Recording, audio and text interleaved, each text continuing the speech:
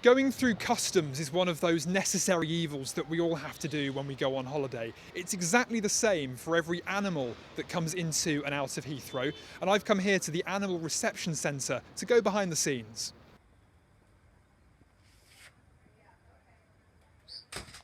So inside the centre we've come to meet Mel, who is one of the animal health officers here. Thanks a lot for showing us around on such a busy day. That's no problem. So you've got some animals in here that are waiting to be reunited with their owners or being sent off all over the world. We just mainly have animals that are waiting to be reunited with their owners. We don't deal with exports out of the UK. Any animals we have that are leaving will be transit, so they just stop off for a few hours in London before they go off to, well, all over the world. Fine, let's go meet them, shall we? Yep, let's go.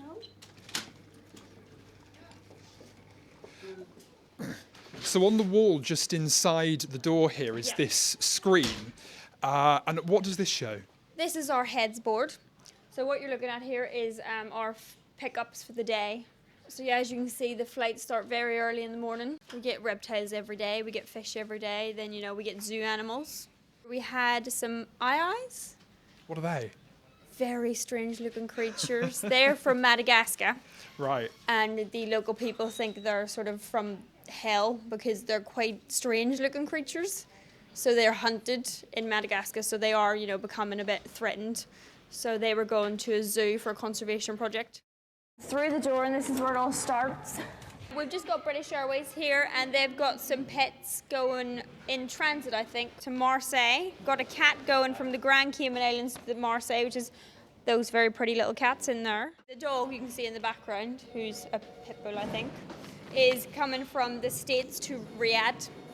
So, they're legal in both countries. They're not legal to own in the UK, but it's not illegal for them to pass through here.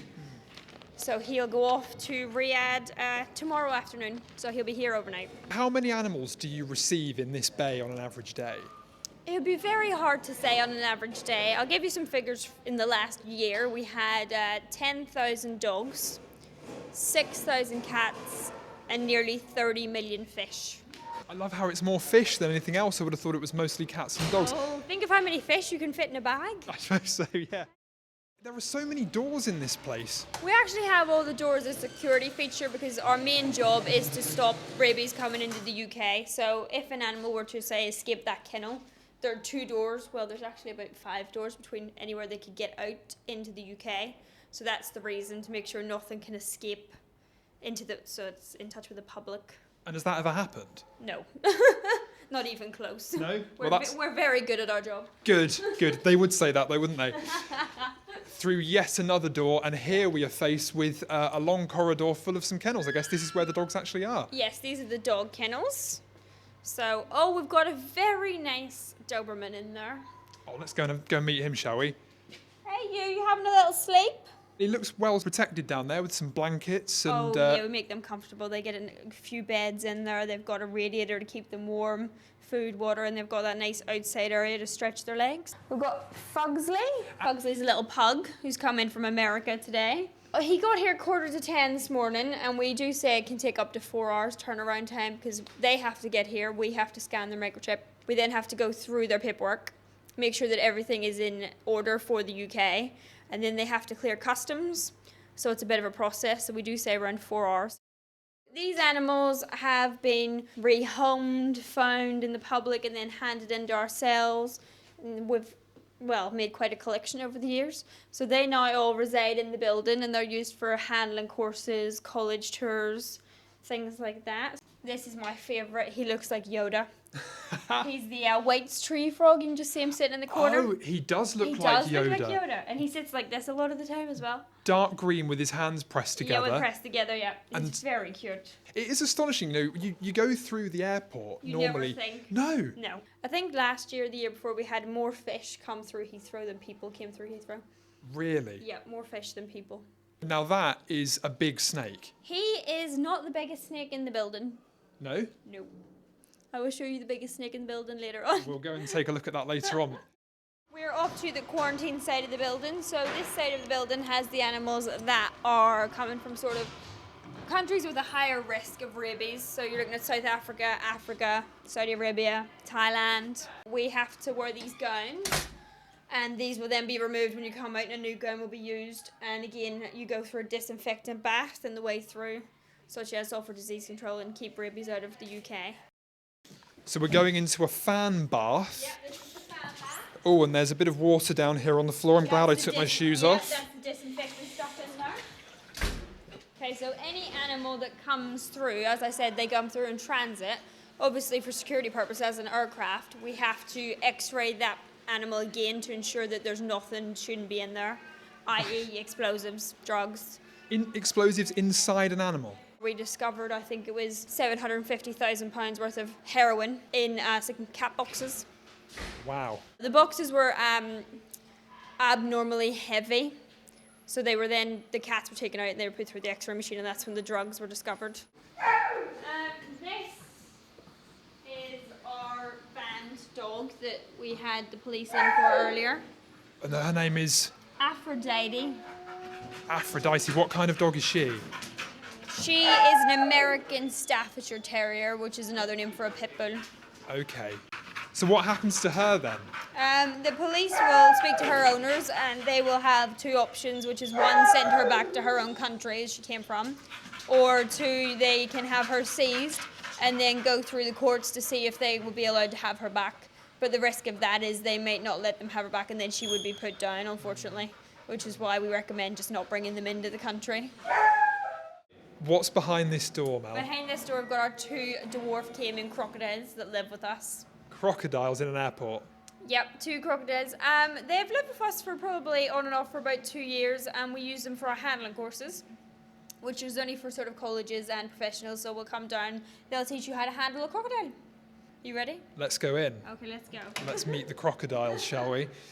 So in their little pool here, so you can see them. Oh my goodness me. They're only tiny. That's a crocodile. They're probably about 4 foot long. Their eyes are quite nice. Sometimes they've got black eyes, but these got yellow eyes. Yeah, they're very still animals. They like to just relax until it's time to eat. Until it's time for them to to run. attack or eat something, yeah. We're going to go into the bird wing and have a look at some reptiles which also live down there. We basically have to put on a mask because we've got an African grey in at the minute, and birds carry a lot of diseases in their fecal dust, some of which are deadly, so you have to wear these to stop you breathing them in. So we're now safe from fecal dust and heading into the bird wing is what it's called. The bird wing. Okay, here on our left we have the big snake. That is the big boy. Oh my goodness me. Yeah. How long is he? We have measured him and he is 11 foot. He's an African rock python. A lot of teeth. And he's friendly? No, he's very aggressive. Only a few staff members handle him, which is for the best. Yes. They also like to poo on you as a defense mechanism. They do. They will empty their bowels on you and then escape. Okay, let's not go and look at that one. What can we go and see? Let's have a look at the motley boa. So Mel's opening up the sliding door of the case and we can now see clearly the beady black eye. She's a Central American motley boa. Usually very placid, but she does look like she's shedding today. The snake hurt, but she's heavy. She's very heavy.